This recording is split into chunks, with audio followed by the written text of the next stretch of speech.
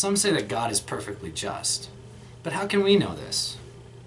Is there some external force acting on God to make him act justly? Is justice what God decides, or is it a separate concept from God? Could God play favorites if he wanted to? I mean, why not?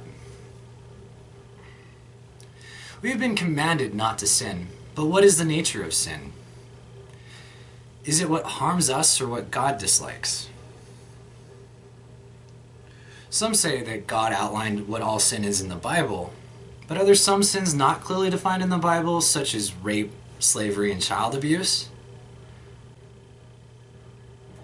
It has also been said that he knows us and created everything, including us, and he put us into these lives.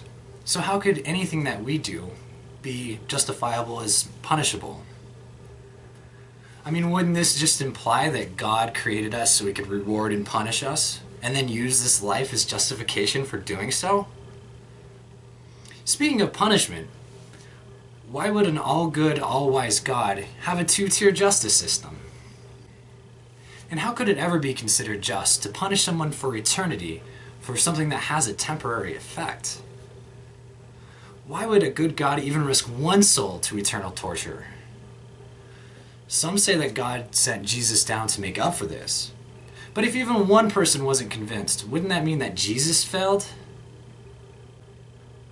And isn't having someone else pay for your sins a complete bypass of justice? Some people say that all we have to do is accept Jesus to be saved. But if we're all going to hell by default, wouldn't that imply that the only sin that can be made by a man is to not accept Jesus? If we accept Jesus, does that mean that God is powerless to punish us? If not, how do we have any assurance at all that God won't decide to do so anyways? And this has been God for Thought.